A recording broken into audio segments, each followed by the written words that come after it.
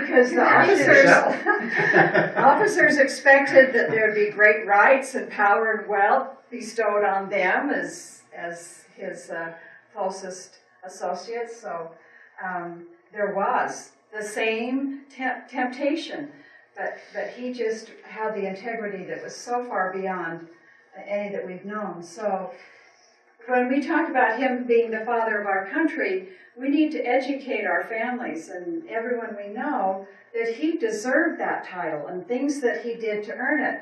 And we talk about this with our students, that things that he did growing up. It's interesting that he got his first job when he was out in the wilderness when he was only 15. He started into the militia, and he was out preparing to be a general. Isn't that amazing? All these things that he did while he was growing up. There's a great story about him in the French and Indian War where he warned General Braddock. Now he's not in the militia, now he's in the British Army, and they were fighting against the French who wanted the Ohio Valley. And he warned them. He knew how the Indians fought. He had fought them before. But in this particular battle with General Braddock, the Indians got the French to surprise attack, and they had a battle where the braves recorded. I mean, this story was written by those who were witnesses of it, and they recorded that their chief had said, "Kill all the men on horse." And of course, Washington was one of those few men on horse. And they, what was it, 83? Or? I think 64 officers. Okay. And at the end of the battle, George Washington was the only one left on a horse. So when he finished the battle, he wrote to his family and told them that it was from Providence that he had been protected. There were bullet holes in his coat and in his hat, and it just was amazing. But 15 years later, the Indian chief came and said, "I come to pay homage to the man who is the particular favorite of heaven and who can never die in battle." He and his braves had tried to shoot him down and knew that there was something unique about him. A really wonderful story for students to know. Valley Forge, you know about those things that happened. And it's interesting as we study and get into the history. In the Library of Congress, there were 67 times that General Washington requested a day of fasting. Isn't that amazing? That was very much a part of his style. And I was going to read you another little thing about him. He said that the Commander-in-Chief directs that divine services be performed every Sunday at 11 o'clock. It is expected that all officers of rank will, by their attendance, set an example to their men. Isn't that interesting? He really was a very spiritual man, and they say he didn't pray just during the war, he prayed because it was his habit. That was his way of life. And we know that there was a great deal of suffering, and it was through much prayer and miracles that happened that have been recorded that are fascinating to learn about, so that you know what the greatness of this man and the things that he accomplished. I had some other quotes about him. Let me just look real quick and see. I think we'll do this. Okay, we got those two. All right. So, how many founders do you know? Those that signed the Constitution. How many? All right. Let me point out to you in our workbook on page 26. There is a list of all the signers of the Declaration of Independence and the Constitution. So this can be your starting list.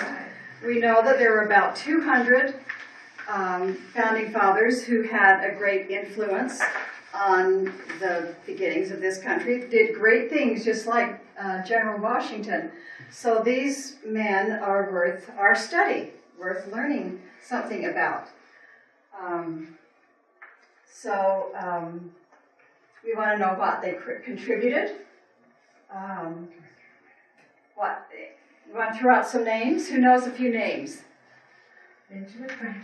Very good. And he was very instrumental, yes. Yes. James Madison. James Madison. What did he do? He wrote it. Or was a scribe. Right, he was a scribe. He took notes during the convention, didn't he? Okay. So when we study their lives, then we come to discover how completely committed they were, and the sacrifices they went to really is very motivational to us in Constitution in the Classroom. Most of us have read, there's the book list right next to your signers list. If you see on the book list, a lot of these are on the founders so that you can study them and learn what they sacrificed in order for us to have what we have today. So, can't get anything done without great leaders, so we are going to become the leaders that, whether we like it or not. All right, so here's a few of the founding fathers. There were over 200. So we want to know where they got their ideas for a constitution government by the people.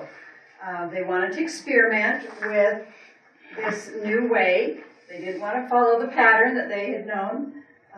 So they read history, studied law, studied nations across the world. They'd come to America. This is the Mayflower Compact, the picture of that first little attempt at self-government. They made up their own rules before they went ashore. And so from that experience down to the experience with the Articles of Confederation, they were able to, over this 200-year time, from the early 1600s to 1787, there had been a lot of experimenting with some self-rule that they could build on. They also studied the Bible, and there was a research investigation done to find out where did the founders get their ideas, what did they study. Well, they found that 34% of the quotes are from the Bible. The Bible in the Old Testament is a book of law of people who were self-governing, who were set up to do that. And so they got a lot of their ideas from that. The Bible is the rock on which our republic rests. I've got some other quotes here I'm going to let you share. You want to read this one, first one here, and then we'll just pass the card around. First slide 23. Publication of the Bible. Uh-huh. The Congress desired to have a Bible printed under their care and by their encouragement. Did you ever know that our Congress had a Bible published? Isn't that amazing? Where is it? Well, this is a picture of it right here. This was called the Bible of the Revolution, and they, because of the war, a lot of goods from Britain were being held up or prevented from coming, so they wanted to have their own Bible printed. And I just love it, that Congress wanted a Bible printed. Okay, Patty, do you want to read the next one? This is from John Adams.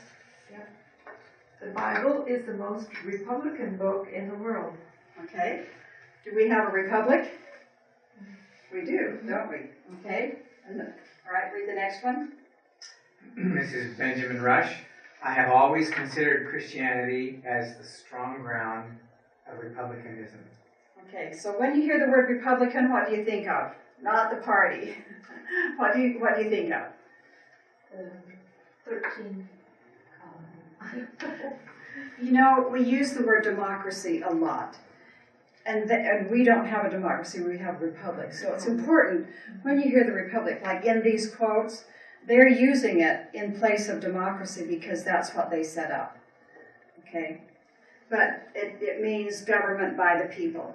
Okay, you want to read the last one, Sherry? Our citizens should early understand that the genuine source of correct Republican principles is the Bible, no Webster. Okay. All right. So here's a few more quotes. We're going to just kind of hurry along. So, well, let's see. We better stop and read them. Burl, you want to read the next one? Patrick Henry's. The Bible is a book worth more than all the other books that were ever printed. Patrick Henry is one of our founding fathers. The Bible is the best of all books, for it is the Word of God and teaches us the way to be happy in this world and in the next. Continue, therefore, to read it and to regulate your life by its precepts. John Jay. Probably more people had a Bible than any other book. They did. And this is another reason they used the Bible to study law, because it was the common book of all the people. Most families had a Bible, and many, that was the only book they did have. So they were familiar with it. So the founders all would have been, had read it and made use of it. And when they found those wonderful laws in the Old Testament of how to be self-governing, they began to draw their ideas from that. Okay? Dan, you want to read the next one? Which one is that? All? Is it big enough? Yeah, Okay. I was reading down the back of this. All of the miseries and evils which men suffer from vice, crime, ambition, injustice, slavery, and war proceed from them despising or neglecting the precepts contained in the Bible. Okay.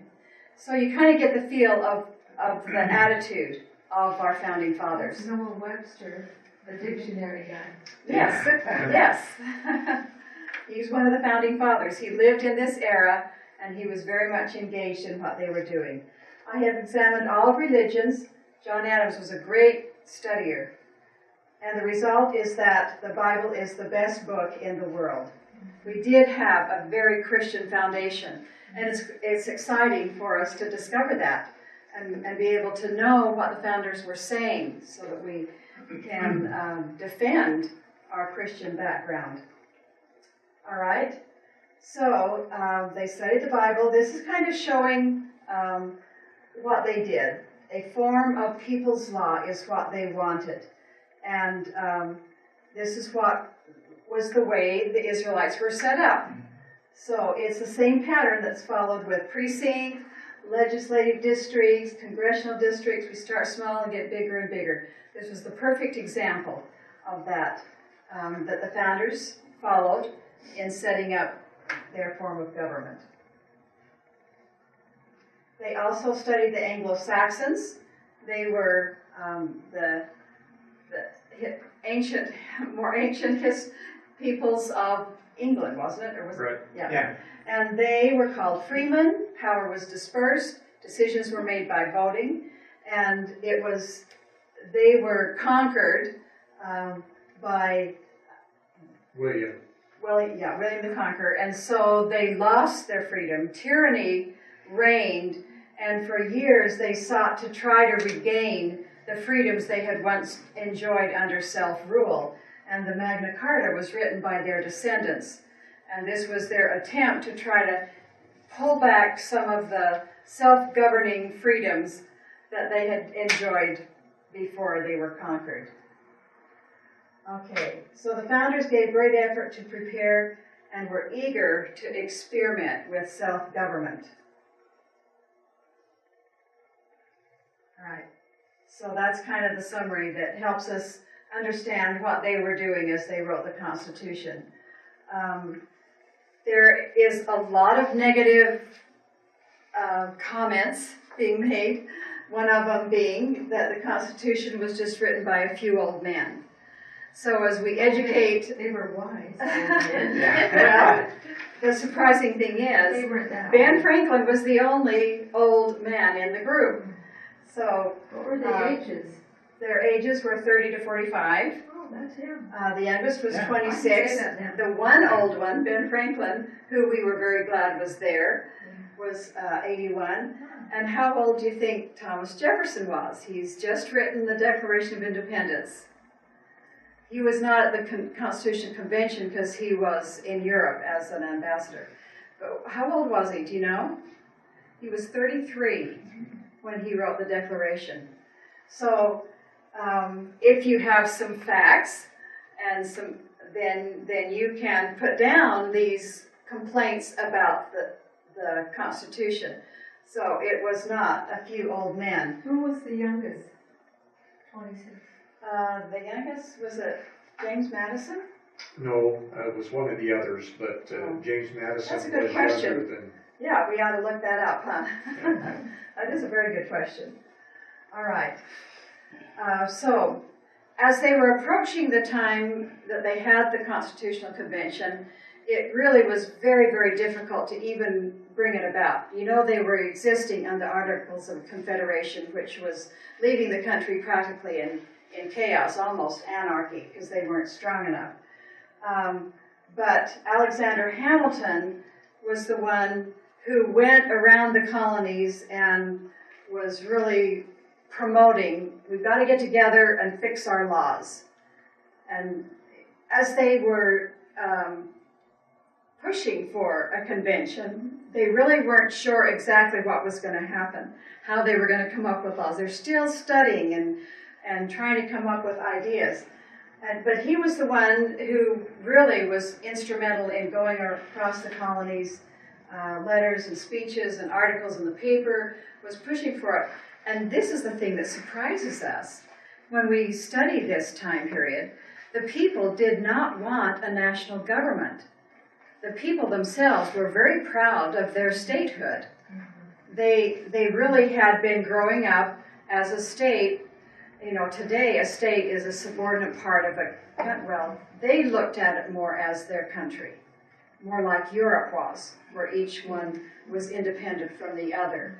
And so to talk about a national government was something a lot of people were against. They didn't want tyranny. They thought a national government was automatically tyranny, so they were fighting it. They were not willing to even consider it in the beginning. Then, of course, Washington, who, it's interesting, he was described during the war as being the glue that pulled the different militias from all these states. They came being very proud of their own state, and they wanted to just fight with their own group of men. It was really hard to pull them together to be one united army. The same thing when we had the Constitutional Convention. He was the glue that pulled it all together. He was the one who could, because of everyone's respect for him, he could conduct the meetings in a very Reasonable. dignified manner and make sure everyone was heard, and he was one very much in favor of the secrecy that they had and guarded it and made sure that it didn't slacken as time went on. He really did understand how to bring men together. So he was definitely needed for that time. And Sherry, why was James Madison called the father? Because he wrote it. Because he was That's taking right. all those notes. In his mind, this was important. I think he was inspired to know that we were going to need those notes, and we would draw so much benefit from them in years to come. So he wrote down in quick shorthand every single day everything that was said, and then he'd go home at night and rewrite it. So he practically ruined his health. He was so committed and worked so hard during those 3 summer months that they were writing the Constitution. Okay. He was so well versed in where they needed to go because of the help of Thomas Jefferson that he led the ideas by presenting them, and that is what allowed the rest of those that were the delegates there to cohese around those various thoughts and principles. And that's the most important reason, not the note-taking, but he actually instilled those thoughts of pure government in the delegates' minds. And he and Thomas Jefferson were both from Virginia, and they had been working on a constitution for the state of Virginia. And so they had debated, discussed, and written out ideas. And so when he came to the convention, he brought with him what they had as an outline for government. And so the framework came from him, what they actually started with. It's called the Virginia Plan, wasn't it? Is that right? Yes. And James Madison kept saying, no, it was Thomas Jefferson who was the man of all these thoughts, and Thomas Jefferson said, no, James Madison deserves all of that. That tells you their integrity. Oh, yeah, absolutely. Yeah. They respected each other They did. very much. Okay. All right, so this one you may not recognize. His name is Gouverneur Morris. And he was the key one in finally convincing those separate states to unite and form a national government. He gave 173 speeches, and he was the one who articulated this idea of a national government and presented to the small states the truth that foreign countries in Europe, England, Spain, France, they were just watching and waiting for us to crumble. They were ready to come right back over. They wanted a colony in this new land. They were ready to take over immediately. And so he said, we have got to unite, and if you become a separate nation, then you can easily be taken over one by foreign powers. And so he was very convincing, and he was able to get them to agree that they needed a national government and needed to be united. What state was he from?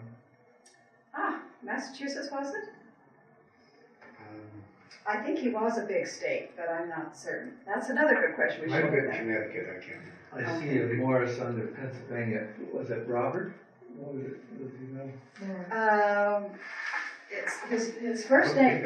That's not Governor Morris. His name is Gouverneur. Oh, is it? That is his first really? name.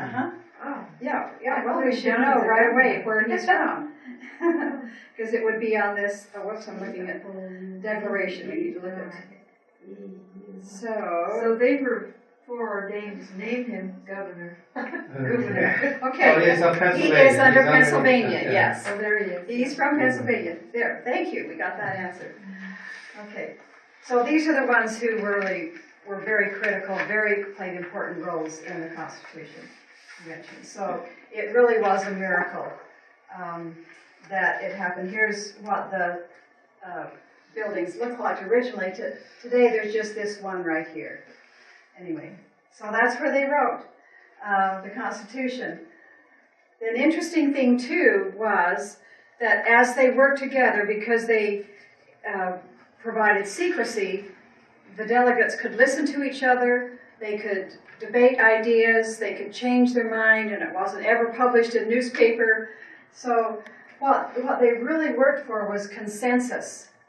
They would pose ideas, they would listen to each other, pose new ideas, and through their discussion come up with a consensus on each point, each law of the Constitution. And so here's another thing to keep in mind too. It's very important that you understand it is not just a bunch of compromises. It wasn't a bad thing. I mean, some people think of a compromise where you give up something and the other person gives up something and you come up with something really not very pleasing to either part. You know, both are kind of unhappy with it. They're just saying, people are saying, everyone was really kind of unhappy with the Constitution. All it was some compromises. But there were only, I think, 3 major compromises. Everything else was consensus. They did accept the wisdom of each other, and they did agree in most cases with what they wrote. That'd be nice if I come out work that way now. Yes, they did. Yeah. Okay. So, what was their solution to form a government? To control the power to govern. We see the success in this. This is kind of a quick little show of the technology leap. It was the great success formula that changed the world. And their goal was freedom, prosperity, and peace for the people and self-governing. So, as we go back to our spectrum then, our science of government, where we have anarchy on the right, tyranny, what would they do with the government? Where would it go on that spectrum in order to have it be a strong self-governing government? Right down the middle, exactly. Power in the balanced center. so that you've got good laws where Articles of Confederation were more over here. There weren't enough laws, they weren't strong. So they created more, got themselves more over to the middle, where that they would not be going into the anarchy that we had under the Articles.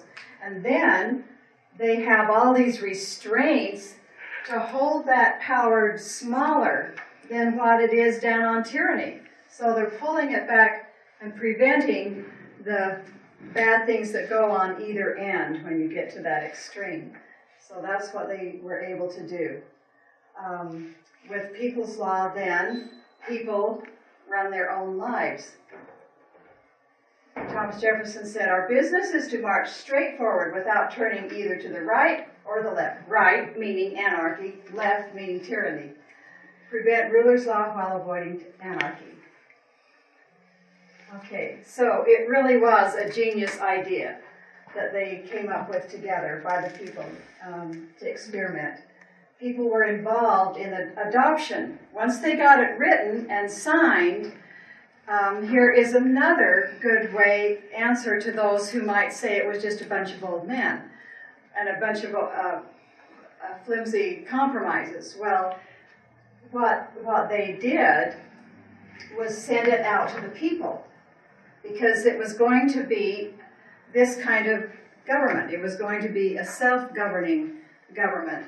And so they went to the people to get it ratified. Well, it wasn't a top-down, you will do this. This is what this group of old men have decided we'll live by. That's not what it was. Right. It's important to know that it went out to the 13 colonies. It was published in the newspapers, so people were reading it. You think today, how many of our citizens have even read the Constitution? Back then, they were reading it, and the Federalist Papers, who knows what they are? What are the Federalist Papers? Sherry knows. Yeah. They were the law in between 1776 and when the Constitution was formed in Well, 1789? they maybe did serve that way, but they were written by these three, Hamilton, Madison, and Jay, and they were promoting the Constitution. So they were explaining the Constitution to the people. These were newspaper articles that explained the Constitution and how each law would work. So what was I describing? The Articles of Articles Confederation. of Confederation. Okay. The Federalist Papers were to promote and to teach people about the Constitution. And they wrote these under a pen name called Pugilus. They were anonymous because they weren't trying to sway the people because of who they were. They were trying to sway the people because of the principles upon which they were describing. So when all of these went out, and everybody wondered, who is writing these? This great description of what this new Constitution was meant to do and be. And it played a part. In fact, Sarah will tell you. You can carry it away. I'm not sure what you're thinking. Well, we go back. If we use the Federalist Papers today to really understand what this whole lesson is about, right. What is the thinking of the founders, the original? Where did all this begin? What was the basis for all of those written pieces of the Constitution? So it did go out to the people, and the people then, in their individual states, held some kind of convention where they would vote on whether or not they were going to accept the Constitution or not. And do you remember how many states needed to ratify in order for it to become law and go into force? In between. It was 9. It's right in the Constitution. Remember the 3 quarters? See, that's the 3 quarters of those 13 had to approve, and so that was 9. It's the last article of your Seven. Constitution. Studies for Okay, last week when we talked about the Constitution, I suggested that you go through and write in your booklet the heading. I should have had you look this up. instead of having to guess. But Article 7 is about the ratify, and it does say 9 states. What page are we in? And that is on page 16. Oh. So if you haven't done yet, go through using your workbook and write into your Constitution the heading of each article so that you know what it's about. Okay? This is kind of like the first step of really studying it and beginning to know what's in it. Okay? All right. So this is all to acquaint people with how this Constitution actually came about and refute those ideas that are afloat, that it was a bunch of old men and it was just compromises and it was a government by the people. And we are coming to understand more and more and more how critical, actually, it was that they wrote it like this, with these great big huge letters that remind the people, this is your government, this is yours.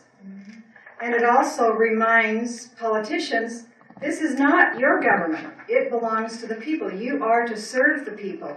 So we need to let these words almost be the symbol of self-government and remind us of our duty and remind politicians that they are not the all-powerful ones, that they are Who to... is John Jay? Well, he was the president of the first convention when they declared war. He was the first Continental the Continental Congress. He was the president of the Continental Congress, and then after the government was formed, George Washington appointed him. The Senate approved it. He was the first Supreme Court justice. Okay. So he was very, very involved. There is so much to learn about all of these founders. They were amazing. He was the one in that first convention that stood up and said, well, he's conducting it, but he says, these people deserve the right to be free. And then that's when they put it to a vote. You know. So there's a lot of great speeches in addition to Patrick Henry's. Yeah, study the life of John Jay. It's amazing, as well as the others. Well, they got all the right people together. They did. Well, They it did. is an amazing collection. Right. Never has happened since or before. So this is actually a diagram now of what they set up for the government, and we'll look at this some more when we do our lesson 4. But the important thing to understand, when they put that power to govern in the balance center, they also created levels, like we saw in the Israelite government, where you have the local. A lot of the law refers to things the local government can do. The national government influence stops at the state. This is the way it originally was.